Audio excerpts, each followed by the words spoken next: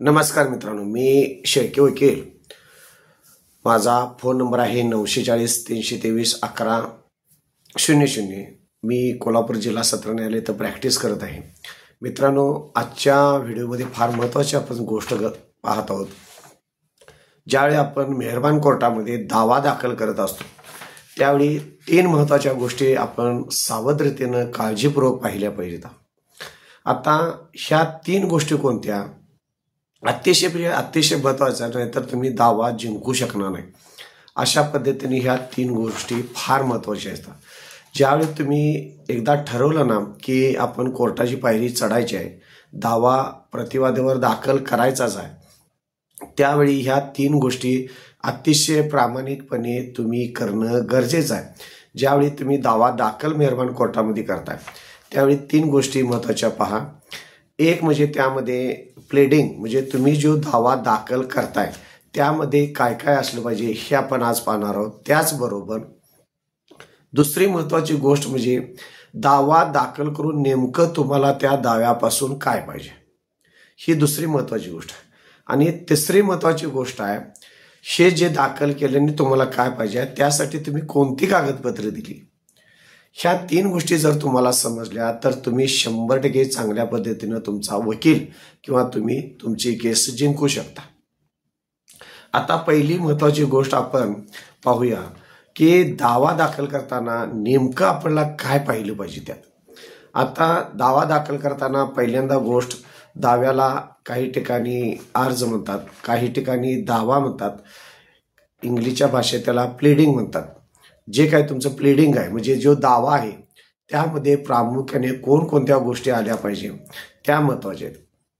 मित्रांनो, ज्यावेळी आपण कोर्टामध्ये दावा दाखल करत असतो त्यावेळी ती केस पूर्णपणे तुम्हाला काय मांडायची आहे हे तुम्हाला तुमच्या वकिलाला सांगता आलं पाहिजे. नेमकी तुमची काय केस आहे ही तुम्ही तुमच्या वकिलाला सांगणं गरजेचं आहे. त्यामध्ये तुम्हाला जे काय सांगायचं असेल, कितीही सांगायचं असेल, कमी सांगायचं आहे, जास्त सांगायचं आहे, तुम्हाला दावा दाखल करताना सगळ्या घटना काय सांगायच्या असतील, तुम्हाला पूर्णपणे कायद्यानं अधिकार दिलेला आहे की तुम्हाला जे काय म्हणायचं असेल, काय वाटेल ते म्हणायचं असेल, पहिल्यांदा दावा दाखल करताना ते म्हणायचं असते. तुम्हाला जेवढं काय सांगायचं आहे सुरुवातीपासून शेवटपर्यंत जी काय घटना घडली असेल ती संपूर्ण तुम्ही कोर्टामध्ये सांगू शकता किंवा तुमच्या वकिलांना सांगू शकता. त्यालाच तो दावा म्हटलं जातं, प्लेडिंग म्हटलं जातं. त्या दाव्यामध्ये तुम्ही काय वाटेल ते तुमचे जे काय बाजू मांडायचे असेल ते घालू शकता. ही दुसरी महत्त्वाची. आता तिसरी महत्त्वाची आहे, दावा दाखल करायचा आहे म्हणजे कोणत्या प्रकारच्या गोष्टी सांगितल्या पाहिजेत आणि कोणत्या प्रकारच्या नाही सांगितल्या पाहिजेत हे तुमच्या वकिलानं ठरवलं पाहिजे. सुरुवातीला काय होतंय, काही मंडळी अशा असतात ज्या गोष्टी गरजेच्या नाहीत त्या पण सांगत बसतात, ज्या गरजेच्या आहेत त्या लपवून ठेवतात आणि त्यामुळे दाव्यावर तुमचा परिणाम होतो. दाव्यामध्ये काहीही सांगा याचा अर्थ तुमच्या महत्त्वाच्या गोष्टी कुठल्या आहेत, बिना महत्त्वाच्या कुठल्या गोष्टी आहेत, ह्या गोष्टी जर तुम्हाला समजल्या नाहीत तर दाव्यामध्ये तुम्ही किचकटपणा आणून गुंतागुंत निर्माण करू शकता. त्यामुळं तुम्हाला जे काय म्हणायचं आहे ते संपूर्ण सांगा, पण त्या गोष्टी महत्त्वाच्या पाहिजेत. विना महत्त्वाच्या, ज्याला काही किंमतच नाही अशा पद्धतीनं जर गोष्टी तुम्ही दाव्यामध्ये घातला तर विनाकारण गुंतागुंतीचा दावा होऊ शकतो. आता दावा दाखल करत असताना महत्त्वाची गोष्ट आहे, जास्त पण दावा नसावा, कमी पण दावा नसावा. दाव्याची एक मांडणी असते, तुम्हाला जे काय म्हणायचं आहे ते कोर्टासमोर गेल्यानंतर त्या कोर्टानं, न्यायाधीशांना तुम्हाला जे काय तुमच्या दाव्यामध्ये म्हणायचं आहे थोडक्यात, व्यवस्थित, महत्त्वाचं त्या न्यायाधीशांना समजलं पाहिजे. नाहीतर काय होतंय, आपण चर्चा करीत असताना एकमेकाबरोबर लक्षात द्यावा, एक माणूस बडबडत असतो, दुसरा ऐकतो न ऐकतो, अशा पद्धतीनं तुमची दाव्याची कहाणी होऊ शकते. त्यामुळं तुम्ही तुमच्या वकिलांना सांगत असताना महत्त्वाच्या गोष्टी सांगा. अशा पद्धतीनं तुम्ही सांगितलं पाहिजे, एखादी घटना घडलेली आहे आणि ती घटना समोरची व्यक्ती कान देऊन ऐकत आहे, काळजीपूर्वक तुमची घटना ऐकत आहे. नाहीतर तुम्ही विनाकारण काहीतरी पल्ला लावलंय आणि बोलत बसलाय आणि जेचं लक्ष नाही ते नुसतं ऐकून गेलेलं आहे, अशा प्रकारे होता कामा नये. तुम्ही जे काय सांगायचं ते मुद्देसूद व्यवस्थित घटना, जसं आपण पिक्चरमधली सिरियल किंवा पिक्चर बघतो किंवा एखादी घटना ऐकतो त्या पद्धतीनं तुमचा जो दावा आहे तो कोर्टानं मनपूर्वक ऐकला पाहिजे. अशा पद्धतीनं तुमच्या दाव्यामध्ये ती घटना घडली पाहिजे आणि तुमच्या वकिलानं तुमची बाजू मांडली पाहिजे आणि ती न्यायाधीशानं प्रामाणिकपणे ऐकलं पाहिजे. अशा पद्धतीनं तुम्ही ती घटना त्यामध्ये घडली पाहिजे. त्याचबरोबर आता महत्त्वाची गोष्ट आहे, काय होतंय, दावा दाखल करत असताना काही जे वादी असतात, म्हणजे जे दावा दाखल करतात त्या महत्त्वाच्या गोष्टी लपवून ठेवतात. त्यांना वाटतंय की मी गोष्ट लपविली म्हणजे कोर्टासमोर येणार नाही. मित्रांनो, माझी तुम्हाला विनंती आहे, जर तुम्हाला दावा दाखल करायचा असेल तर निर्मळ मनानं दावा दाखल कोर्टासमोर करा. विनाकारण काही गोष्टी लपवून ठेवायच्या, मग ज्यावेळी केस स्टँड होती त्यावेळी त्या प्रतिवादी तुमच्या गोष्टी काही कोर्टासमोर आणतो. माझ्याकडे अशीच केस झालेली आहे. माझा जो प्रतिवादी आहे त्यांनी दावा दाखल केला, वादी म्हणून त्यांनी दावा दाखल केला. मी त्यामध्ये प्रतिवादी होतो. त्यांनी तीन प्रॉपर्ट्या समावेश केल्या आणि एक जी प्रॉपर्टी सामुदायिकरित्या घरात एकत्र कुटुंब असताना खरेदी केली असती ती त्यामध्ये सामुदायिक खरेदी केली नव्हती. आणि ज्यावेळी माझ्या क्लायंटनं मला सांगितलं की ही प्रॉपर्टी आम्ही सामुदायिक खरेदी केली आणि तिने मुद्दामवादीनं त्यामध्ये हजर केलं नाही. आणि ज्यावेळी मी कोर्टासमोर ती प्रॉपर्टी हजर केली त्यावेळी वादीविषयी कोर्टाचं गैरसमज झाला की हा जो वादी आहे तो स्वच्छ मनानं निर्मळ मनानं कोर्टासमोर आल्या नाही, काही गोष्टी लपवत आहे. अशा पद्धतीनं तुमच्या बाबतीत होऊ शकतं. त्यामुळं कोर्टात दावा दाखल करत असताना किंवा प्लेंडिंग मानत असताना, म्हणजे जे काही तुम्ही अर्ज दाखल करत असताना कोणतीही गोष्ट तुमच्या वकिलापासून लपवू नका किंवा कोर्टापासून लपवू नका. तुम्ही जर सुरुवातीला तुम्ही एखादी गोष्ट लपवली आहे असं जर कोर्टासमोर सिद्ध झालं तर संपूर्ण दावा तुमचा गेला म्हणून समजा. मी प्रामाणिकपणे तुम्हाला सांगतो, जे काय कोर्टासमोर मांडायचं आहे चुकीचं असू दे, तुमच्या बाबतीत एखादी काय चुकीची घटना घडलेली असेल किंवा तुम्हाला ज्या गोष्टी मांडायच्या नाहीत पण त्या मांडाव्या लागतात, पण त्या कशा मांडायच्या हे तुमच्या वकिलांना विचारा. त्या गोष्टी तुम्ही कोर्टासमोर मांडणं गरजेचंच आहे. पण मांडत असताना नकारार्थी गोष्ट मांडू नका, निगेटिव्ह गोष्ट मांडू नका. ती गोष्ट पॉझिटिव्ह करून कोर्टासमोर मांडा. अशा पद्धतीनं कोर्टामध्ये दावा दाखल करत असताना कोणतीही गोष्ट लपवून ठेवू नकोस. नाहीतर न्यायाधीशांचं तुमच्याविषयी मन, तुमच्या केसविषयी मन जर एकदा कलुषित झालं तर सदरची केस फ्रॉड पद्धतीनं चालू शकते की ह्यामध्ये तुम्ही एखादी गोष्ट लपवून ठेवलाय आणि प्रामाणिकपणे कोर्टासमोर येत नाही आणि न्याय मागासमोर आलाय. ह्या पद्धतीनं तुमच्याविषयी त्या केसमध्ये सुरुवातीपासून शेवटपर्यंत गैरसमजामध्ये केस चालू होते आणि तुम्हाला न्याय मिळण्यापासून तुम्ही फार वंचित राहता. त्यामुळे तुम्ही फार विचार करणं गरजेचं आहे. कोणतीही गोष्ट तुम्ही कोर्टासमोर लपवून ठेवू नकोसा. जे काय मांडायचं आहे ते प्रामाणिक मांडा, अन्यथा दावाच दाखल करू नका, असं माझं प्रामाणिक मत आहे. संपूर्ण गोष्टीत तुम्ही कोर्टासमोर न्याय मागायचा असेल तर कोर्टासमोर मांडणं गरजेचं आहे आणि सुरुवातीपासून शेवटपर्यंत तुमची चांगल्या पद्धतीनं केस चाललीच पाहिजे. कुठलीही गोष्ट तुमच्या विरोधात असू दे ती पॉझिटिव्ह मांडण्याची आणि ती मांडा, कोर्टासमोर मांडा. त्यानंतर जे काय निकाल लागेल तो चांगलाच लागणार आहे. त्यानंतर ही गोष्ट मांडत असताना तुमचा वकील सुद्धा फार महत्त्वाचा आहे. तुम्ही नुसती गोष्ट मांडली म्हणजे महत्त्वाचं नाही, तर तुमचा वकील कोर्टांना सांगत असताना ती कोणत्या प्रकारे समजावून सांगतोय का, तुमच्या वकिलानं जजला सांगत असताना ती घटना अशा पद्धतीने घडली आहे की वादीला कसा त्रास होतो, मानसिक त्रास होतो, आर्थिक त्रास होतो. समजा दावा जर नाही जिंकला तर किती नुकसान होणार आहे, काय त्रास होणार आहे, हीची संपूर्ण बाजू तुमच्या वकिलावर जबाबदार पडत असते.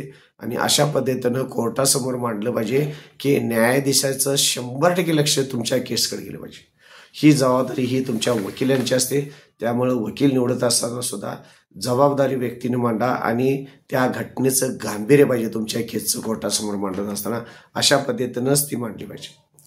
आता तुम्ही जो दावा दाखल करताय त्या दाव्यामध्ये फार महत्त्वाची गोष्ट कोणती असेल, ज्या पद्धतीनं आपण पिक्चर बघतोय सुरुवातीपासून शेवटपर्यंत त्यांचं लिंक व्यवस्थित लागलेली असते किंवा एखादी घटना आहे तर तिची लिंक सुरुवातीपासून शेवटपर्यंत असते. म्हणजे एखादी व्यक्ती जन्मल्यापासून मृत्यूपर्यंत ज्या ज्या काही घटना घडल्या त्या एकसारख्या व्यवस्थित क्रमाक्रमानं आल्या पाहिजेत. तुमच्या दाव्यामध्ये सुद्धा तुम्ही दावा कोर्टामध्ये मांडत असताना प्रत्येक घटना व्यवस्थित कलम 1 मध्ये व्यवस्थित, 2 मध्ये व्यवस्थित, 3 मध्ये जी काय 15, 20, 25 कलमं तुमची असतील त्या दाव्यामधली ती क्रमांकानं व्यवस्थित आली पाहिजे. मांडणी व्यवस्थित पाहिजे. घटना ऐकताना मागं पुढं, पुढचं मागं, मागचं पुढं असं कोणत्याही प्रकारे तुमचा दावा होता कामा नये.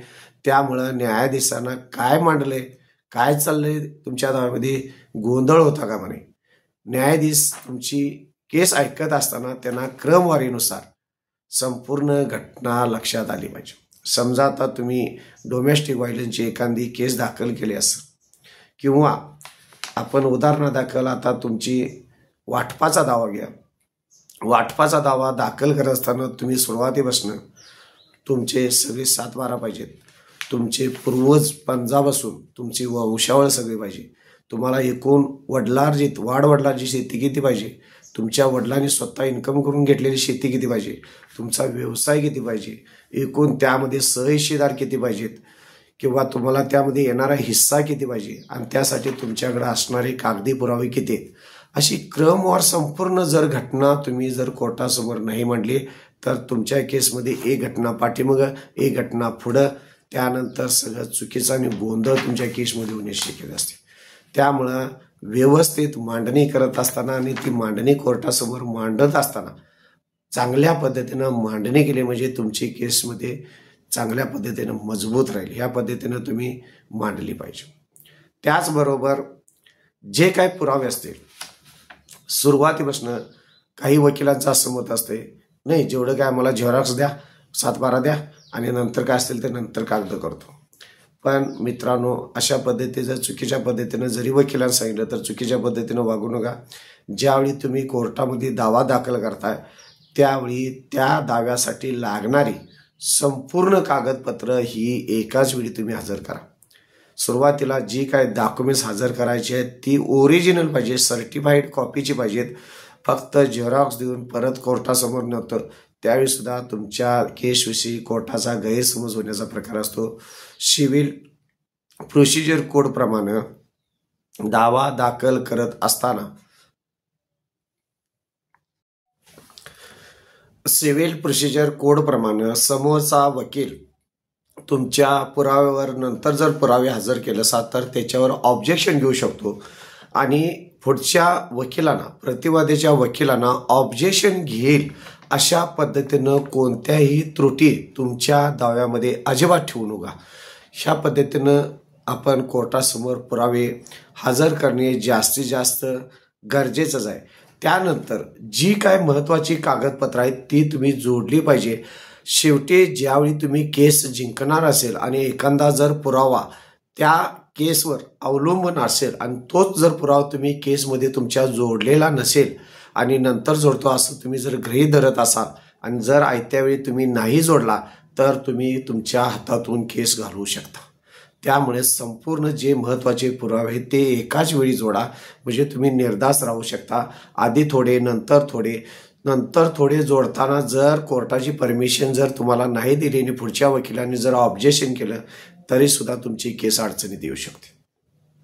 प्रत्येक स्टेजला प्रत्येक गोष्टीची काळजी घेणं ही आपली जबाबदारी आहे कारण ही आपली केस आहे. त्यानंतर जेवढे काय तुम्ही सर्टिफाईड व्यवस्थित पुरावे जोडणार आहे तेवढी तुमची केस मजबूत होणार आहे. तुम्ही कोणतीही आपण आता बिल्डिंग बांधत असताना विचार करा, स्लॅबची बिल्डिंग बांधत असताना आपल्याला गॅरंटी असते की मजबूत होणार आहे, विटाची वेगळी आणि मातीची वेगळी. त्या पद्धतीनं तुमची केस मजबूत करायची असेल जेवढे पुरावे जेवढे आहे तेवढे तुम्ही हजर करणं गरजेचं आहे. त्यानंतर महत्त्वाचा मुद्दा येतो की कोर्टामध्ये तुमची बाजू मांडत असताना दावा दाखल करत असताना सुरुवातीला वादी कोण आहेत प्रतिवादी कोण आहेत हे मांडल्यानंतर त्यानंतर जी काय तुमची मिळकत असेल दावा मिळकत असेल त्या दावा मिळकतीचं वर्णन करणं फार महत्त्वाचं आहे. दावा मिळकतीचं वर्णन पूर्व पश्चिम दक्षिण उत्तर ह्या ज्या दिशा आहेत त्यासुद्धा तुम्ही व्यवस्थित प्रामाणिकपणे 10 वेळा विचार करून मांडा. जे काय तुमचं दावा मिळकतीचं क्षेत्र असेल ते व्यवस्थित मांडा, नाहीतर अशामध्ये सुद्धा चुका होऊ शकतात. जे काय तुम्हाला प्रेयर मागायचे आहे तुम्हाला जे काय कोर्टाकडे न्याय मागायचा आहे त्यामध्ये तुम्हाला अडचण येऊ शकते. त्यामुळे जी काय दावा मिळकत तुम्ही दाव्यामध्ये घालणार आहे ती व्यवस्थित घाला. पूर्व, पश्चिम, दक्षिण, उत्तर आणि त्यांचं जे काय मिळकतीचं वर्णन असेल किंवा मिळकतीची एकूण गुंठेवारी असेल ती व्यवस्थित त्यामध्ये घालणं गरजेचं आहे. त्यानंतर वाटपाचा दावा असेल तर तुमची वंशावळ त्यामध्ये घालणं आहे, सहहिस्सेदार त्यामध्ये घालणं गरजेचं आहे. त्यानंतर महत्त्वाच्या गोष्टी आहेत, जी काही घटना घडली असेल तुमच्या बाबतीत ती घटना लिहिणं गरजेचं आहे. त्यानंतर महत्त्वाची गोष्ट म्हणजे जे काही कार्यक्षेत्र असेल त्या कोर्टाचं ते कार्यक्षेत्र, दाव्याचा तपशील काय असेल ते घालणं गरजेचं आहे. दावा तुम्ही कोर्टामध्ये का दाखल केला आहे त्याचं कारण घालणं गरजेचं आहे. त्यानंतर ज्युरिडिक्शन असेल, इतर ज्या महत्त्वाच्या कायदेशीर गोष्टी आहेत त्यासुद्धा त्या दाव्यामध्ये घालणं गरजेचं आहे. आणि त्यानंतर महत्त्वाची गोष्ट आहे लिमिटेशन, तुमचा दावा मुदतीत आहे का हे सुद्धा तुमच्या दाव्यामध्ये घालणं गरजेचं आहे. तुम्हाला कॅव्हेटची नोटीस मिळाल्या नाही मिळाल्या ह्या सुद्धा त्यामध्ये दाव्यामध्ये घालणं गरजेचं आहे. इतके बारकाईनं आपण तुम्ही पाहणं गरजेचं आहे. त्याचबरोबर आता संपूर्ण दावा तयार झालेला असेल, संपूर्ण दावा तुमच्या वकिलानं तयार केला असेल तर मित्रांनो माझी एक तुम्हाला विनंती आहे, तो दाव्याची तुमची प्रत घ्या. जसं आपण एखादा आजार झाल्यानंतर दुसऱ्या डॉक्टरकडे दावा जातोय की ह्या डॉक्टरने काही व्यवस्थित सांगितलं नाही, तसं ती दाव्याची प्रत घ्या. सेकंड ओपिनियन घ्या दुसऱ्या वकिलांना दावा, तो दाव्यामध्ये काही त्रुटी आहेत का बघा. हे करावं लागतं. हा कोण करत नाही, विश्वास ठेवून आपण वकिलांच्याकडे जातो, प्रॉब्लेम नाही, विश्वासानं चांगलं वकील काम करणार आहे त्याबद्दल माझं नाम नाही, तरीसुद्धा तुमचा दावा आहे तुम्ही सेकंड ओपिनियन घेतल्यानं चांगला आहे. फार तर त्या दुसऱ्या वकिलाची फी द्या आणि चांगल्या पद्धतीनं तुमचा दावा टिकला पाहिजे हे महत्त्वाचं तुम्ही लक्षात ठेवा. काय मी सांगतोय ह्याच्यापेक्षा तुमचा दावा कोर्टामध्ये टिकला पाहिजे हे महत्त्वाचं आहे. त्यासाठी मी तुम्हाला सेकंड ओपिनियन घ्या म्हणतो की तुमचा दावा मस्त कोर्टात चांगल्या पद्धतीनं चालला पाहिजे. आता तिसरी महत्त्वाची गोष्ट आहे ती प्रेयर. प्रेयर म्हणजे काय तर सर्वसामान्य आपण शेतकरी माणसाला प्रेयर म्हणजे काय माहीत नाही. ज्यावेळी तुम्ही कोर्टामध्ये दावा दाखल करताय नेमकं तुम्हाला काय पाहिजे, दावा दाखल केल्यानंतर तुम्हाला काय पाहिजे याचा अर्थ, तुम्ही जर वाटपाचा दावा केला असेल तर तुमच्या हिश्श्याला येणारी प्रॉपर्टी पाहिजे. समजा ती प्रॉपर्टी मागत असताना त्यामध्ये हरकत अडथळा कोणी करू नये अशा त्यामध्ये प्रेयर असतात. तुम्हाला काय पाहिजे 1, 2, 3, 4, 5 अशा पद्धतीनं प्रेयर असतात. त्या प्रेयर काय पाहिजे हे त्यामध्ये घालणं अतिशय गरजेचं आहे. समजा तुम्ही संपूर्ण दावा तयार केला आणि तुम्हाला काय पाहिजे हेच घातलं नाही, दाव्याला तुमच्या काही अर्थ नाही. दावा तुम्ही चांगला म्हणला, तुमच्या वकिलानं म्हणला, पण तुम्हाला काय पाहिजे हे जर तुम्हाला माहीत नसेल तर दावा पूर्णपणे गेला म्हणून समजा. त्यामुळं दाव्यामध्ये प्रेयर महत्त्वाचे आहे. तुम्ही दावा सगळं सांगितल्यानंतर कोर्टाला तुम्हाला त्यापासून वाटतं पाहिजे आहे, त्यानंतर तुम्हाला त्यामध्ये झाडं पाहिजे आहेत, त्यामधली विहीर पाहिजे आहे, विहिरीची वाटणी पाहिजे आहे किंवा त्यामध्ये माती त्या प्रतिवादी नेलेल्या आहे तिची नुकसान भरपाई पाहिजे. काय जे काय मागायचं आहे ते ओळीन मागा. 1, 2, 3, 4 तुम्ही 10 मागा, 10 गोष्टी मागा, पण ते व्यवस्थित ओळीनं मागितलं पाहिजे. अशा पद्धतीनं दाव्यामध्ये प्रेयर दाखल करणं गरजेचं आहे. मित्रांनो महत्त्वाची गोष्ट म्हणजे जे काय मागितलं, काही पण मागितलं नाही चालणार. जे काय मागितलं ते कायद्याच्या दृष्टिकोनातून कायद्यामध्ये बसलं पाहिजे आणि ते तुम्हाला कायदेशीररित्या मिळाला पाहिजे. असं कायद्याच्या दृष्टिकोनातून तुमची प्रेयर पाहिजे. म्हणजे तुम्ही ते मागितलं पाहिजे. जे काय मागितलं ते कोर्टाच्या अखत्यारीतलं पाहिजे. जे काय दावा दाखल केला ते कोर्टानं तुम्हाला त्या पद्धतीनं, कोर्टाला पण अधिकार पाहिजे की ते तुम्हाला देण्याचं. विनाकारण कोणत्याही गोष्टी दाव्यामध्ये मागून चालणार आहेत. जे काय कोर्टाच्या कायदेशीर प्रोसेसमध्ये बसते त्या पद्धतीनं ते कोर्टामध्ये तुम्ही मांडलं पाहिजे. महत्त्वाची गोष्ट आहे, एखादी गोष्ट तुम्ही प्रेयरमध्ये किंवा तुम्हाला जे पाहिजे आहे आणि त्याच्या संबंधित तुम्ही संपूर्ण पुरावे जोडलेत का ते आधी पहा. नाहीतर तुम्ही एखादी गोष्ट मागितलेली आहे, समजा आता विहीर आहे, वाटपामध्ये विहीर आणि विहिरीचं पाणी तुम्हाला पाळीपाळीनं पाहिजे असेल किंवा तुमच्या पद्धतीनं जे काय मागणी केली असेल दाव्यामध्ये त्याचं जर पाणी पाहिजे असेल आणि तुम्ही विहिरीची कागदपत्र किंवा तो 7/12 कोर्टामध्ये हजर केलेला नाही, विहीर आहे हे सिद्ध केलेलं नाही, तर तुम्हाला पाणी कसं मिळणार. अशा पद्धतीनं जे काय मागताय त्याच्यासाठी जे काय पुरावे दिलेत ते आधी तुम्ही त्यामध्ये दाखल करणं गरजेचं आहे. त्यामध्ये दावा दाखल केल्यानंतर जे काय तुम्हाला दावा दाखल करताना त्यामध्ये काय राहिलं नसलं पाहिजे. तुम्हाला जे काय मागणार आहे ते मागत असताना त्या संपूर्ण गोष्टी तुम्ही मागितल्या पाहिजे आणि त्यामध्ये कुठलीही गोष्ट राहता कामा नये किंवा एकदा निकाल लागला की तुम्हाला त्यानंतर काही कुठलीही गोष्ट मागता येत नाही. त्यामुळे दावा दाखल करताना तुम्ही कसा दाखल करायचा, का दाखल करायचा, आपल्याला काय पाहिजे, ह्या सगळ्या गोष्टींची इत्थंभूत माहिती तुम्हाला असणं गरजेचं आहे. त्यानंतर महत्त्वाचा तिसरा मुद्दा आता येतोय. पहिला महत्त्वाचा मुद्दा दावा कसा दाखल करायचा. दुसरा महत्त्वाचा मुद्दा आपला कुठला पाहिला आपण, त्यामध्ये कोर्टात दावा दाखल करताना काही महत्त्वाच्या गोष्टी ज्या होतात, प्रेयर जी काय तुम्हाला प्रेयर पाहिजे ही दुसरा मुद्दा भेटला. तर तिसरा महत्त्वाचा मुद्दा आहे तुम्हाला महत्त्वाचा मित्रांनो, प्रूव्ह. जे काय तुम्ही दाखल केले ते प्रूव्ह करणं गरजेचं आहे. तुम्ही ते गोष्टी सिद्ध केल्या पाहिजे. दावा दाखल केला आहे, प्रेयर मागितल्या, पण त्या गोष्टी तुम्ही प्रूव्ह केल्या नाही तर तुमच्या दाव्याला काहीही अर्थ राहणार नाही. त्यामुळं जे काय तुम्ही दाखल केले त्याच्याबरोबर जे काही इश्यू निघालेले असतील त्याच्याबरोबर कायदेशीर संपूर्ण पुरावा तुम्ही कोर्टामध्ये हजर करणं गरजेचं आहे. नुसतंच हजर करणं गरजेचं नाही, त्याच्याबरोबर जे काही साक्षीदार असतील किंवा इतर ज्या काही गोष्टी असतील ते कोर्टामध्ये देणं गरजेचं आहे. इंडियन एव्हिडन्स ॲक्टनुसार पुरावे तुम्ही पूर्णपणे दिल्याशिवाय तुमच्या केसीला मजबूतपणा येत नाही. अन्यथा तुम्ही केस हारण्याची शक्यता असते. जे काही इश्यू निघाले असतात त्या इश्यू संपूर्ण किंवा जे काही तुम्ही प्रेयर मागितले असते त्यांचे संपूर्ण तुम्ही व्यवस्थित पुरावा देणं फार महत्त्वाचं आहे. आणि तुमच्या वकिलानं जे काय प्रतिवादीनं पुरावे जे हजर केल्यात ते पुरावे जास्तीत जास्त त्यांनीच कबूल केले, त्यांनीच बाजू मांडल्या, त्यांच्याच अंगलटी आले पाहिजे अशा पद्धतीनं कोर्टासमोर बाजू मांडणं ही जास्तीत जास्त मित्रांनो गरजेचं आहे. आणि जे काय तुम्हाला तुमच्या केसमध्ये द्यायचे ते संपूर्ण पुरावे द्या. कोणताही पुरावा लपवून ठेवू नकोसा, अन्यथा त्याचा परिणाम तुमच्या केसवर होण्याची शक्यता असते.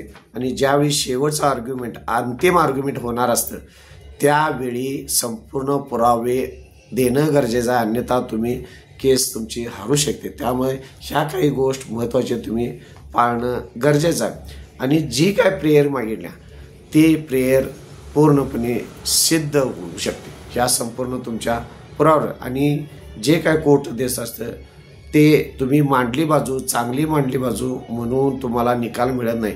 तुम्ही जे काय पुरावे हजर केलेत, तुमची मांडलेली बाजू असेल त्या पद्धतीनं महत्त्वाचे जे काय पुरावे आहेत ते संपूर्ण बघितले जातात.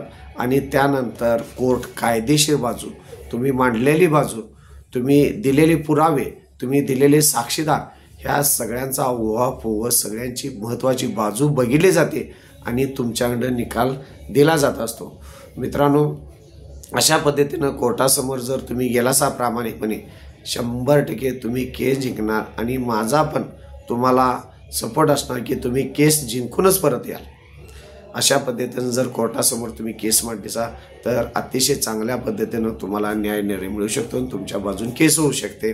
आणि जे काय कोर्टात जायची पाळी झाली तर माझा पाठिंबा असेल, मी लहान आहे तरीसुद्धा माझा आशीर्वाद असणार आहे. त्यामुळे तुम्ही केस ही जिंकणारच. मित्रांनो, माझ्या चॅनलला सबस्क्राईब केलं नसेल सबस्क्राईब करा, लाईक करा, शेअर करा. धन्यवाद.